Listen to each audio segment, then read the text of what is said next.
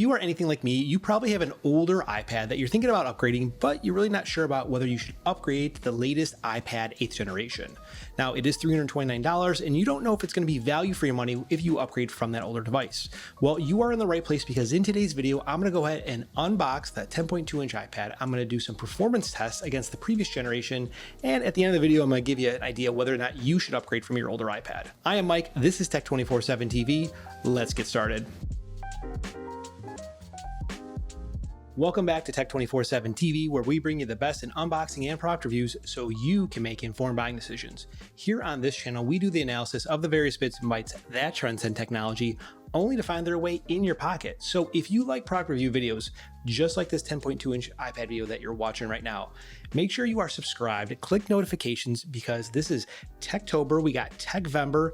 We have new iPhones on the horizon, iPad Air, a lot of product review videos, a lot of accessory videos. So make sure you get subscribed so you can be one of the first people to watch when my new content drops. Now, the entry point into the 8th generation iPad Pro is still starting at $329, and that gets you 32 gigs of storage. Really, depending on what your lifestyle is, 32 gigs may or may not be sufficient for you. I tell you, for me, I have a lot of games on my iPad. I use it for a lot of documentation that I store on the iPad, not necessarily in the cloud for this iPad, but it does lend weight for me to getting the 128 gig for the $100 more. Now, that may or may not be feasible for you, but you'd have to let me know about that in the comments below. I think that most people should be able to get away with in the 32 gig iPad. Very few use cases would really need the 128 gig iPad.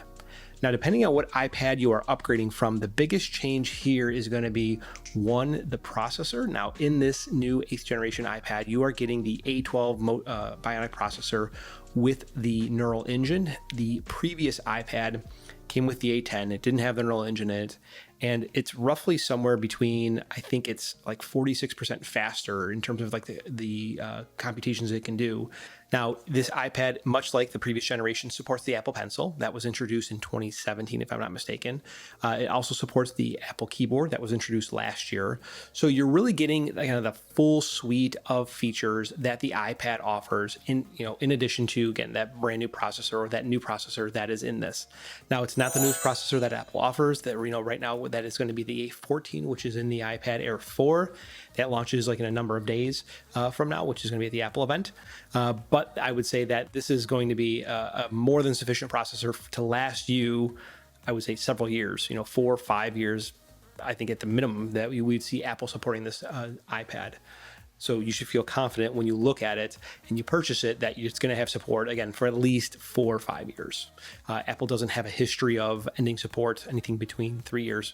I still have an iPad Air 2 that is 6 years old this October that's still supported with iOS or iPadOS 14. Now, inside, let's go and take a look at the documentation first. We have some new Apple stickers.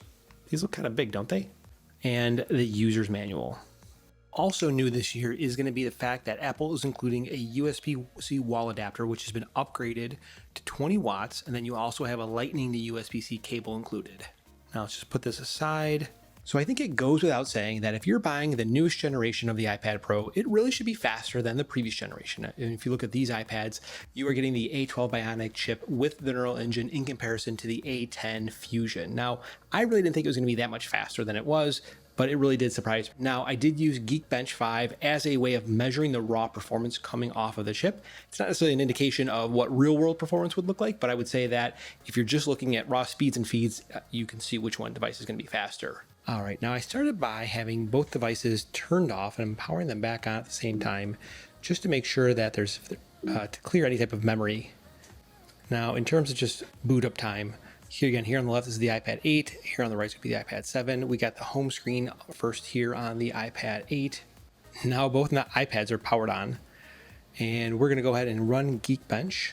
Here, Geekbench opens up on the 7th generation iPad faster than it opens up on the 8th generation iPad, and that probably has to do a lot with how the developer is optimizing their app for that. So I wouldn't say it's necessarily a clear indication. Now let's go ahead and run the CPU, and we're going to click Run Benchmark, and they are off. So now both iPads are running the CPU benchmark in Geekbench 5. Pretty exciting.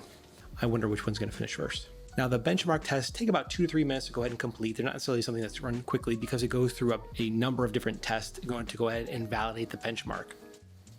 Okay, so we have 2 minutes and 32 seconds. The iPad 7th generation finishing 12 seconds faster than the iPad 8th generation at 2 minutes and 44 seconds.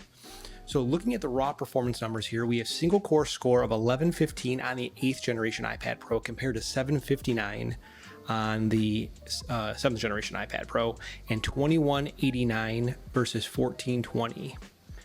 Yeah, so I would think that they are optimizing the model here, but I guess nonetheless, we have much more significantly faster on the iPad 8th generation compared to the 7th generation. On a single core score, it's roughly 30% faster. On a multi-core score, it is roughly 30% faster actually as well.